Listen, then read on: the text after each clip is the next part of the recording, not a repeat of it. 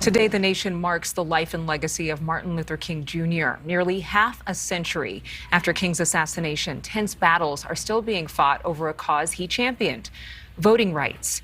But it's been a long time since the Voting Rights Act of 1965. Some would say it's a different world. This week, Democrats are doubling down on their efforts to send 2 new voting rights to the president's desks.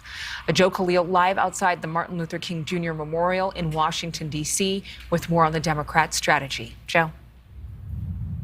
Hey, Adrian, you're going to see a lot of lawmakers making tributes to Martin Luther King Jr. as they do every year. But this year especially, there's going to be a big push on the part of Democrats to tie MLK's legacy to this current voting rights fight. And yesterday we heard Jim Clyburn, the third-ranking Democrat in the House, talk about how his party needs to continue to pressure their own senators who support these voting rights bills, but who don't support changing the filibuster rules to get them passed. And referencing yesterday a letter that Dr. King wrote from Alabama, from a jail, talking about white moderate lawmakers, specifically during the civil rights era.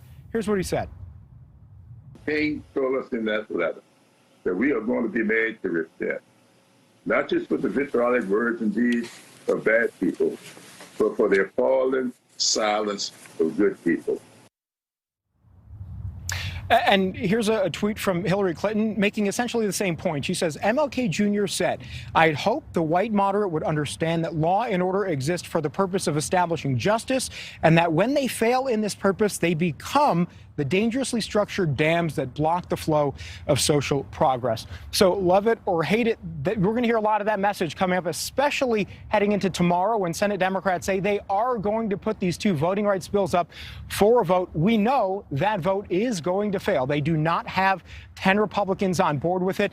After that vote fails, it is also possible Senate Democrats put up changing the filibuster for a vote. Again, that too we know is going to fail. So Senate Democrats are taking this to the bitter end tomorrow, despite possibly opening up and making public divisions in their own party. Adrian. Joe, it is interesting, especially on a day where a man who has been hailed a hero across party lines is being brought into this conversation. Obviously, there are a lot of people who think that there still needs to be more done to ensure that people's voting rights are protected. And there are others who would say that this is not 1965. The literacy test, the arbitrary poll taxes, and the attacks on voters is not happening in 2022. So this is going to be a very impassioned conversation for both sides of the aisle. Thank you, I think Joe. you're going to continue to see that, as you said, from both sides. That's absolutely. Right. Thank you, Joe.